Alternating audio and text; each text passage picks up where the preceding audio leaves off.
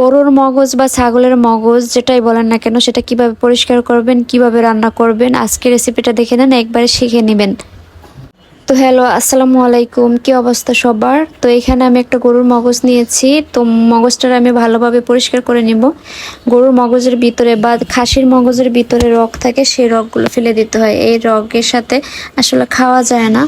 তো আমি সেইভাবে পরিষ্কার করে একদম ছোট ছোট করে নিয়েছি। আপনাদের যদি বড় সাইজটা পছন্দ হয় তাহলে বড় করে সাইজ করে নেবেন। তো আমার কাছে ছোট সাইজটাই ভালো লাগে, যেন ছোট করে নিয়েছি, এতে করে মশলা ভিতরে ভালোভাবে ঢুকবে।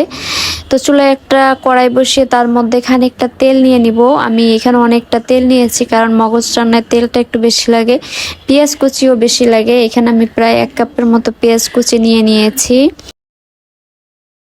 তার মধ্যে গরম মশলা দিয়েছি, দারচিনি, এলাচ, লং, তেজপাতা।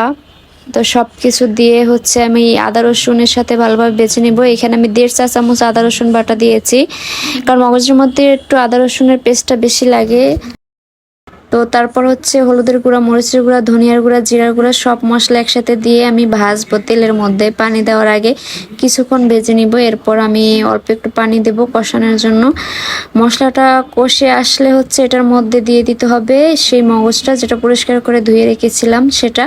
তারপর এটাকে কিছুক্ষণ ভেজে তারপর এটার মধ্যে পানি দিতে হবে, যেটা মানে যতটুকু দেওয়া দরকার অতটুকু, ততটা বেশি লাগে না, কারণ এখানে মগজটা কষানোর সাথে সাথেই সিদ্ধ হয়ে যায়। তো দেখেন এই যে ফাইনাল লুকটা আমার, আমি একদম ভাজা ভাজা করে নিয়েছি। খেতে আলহামদুলিল্লাহ অনেক বেশি মজা হয়েছে। তো এই রেসিপিটা ফলো করে সবাই বাসায় বানাবেন। আল্লাহ হাফেজ।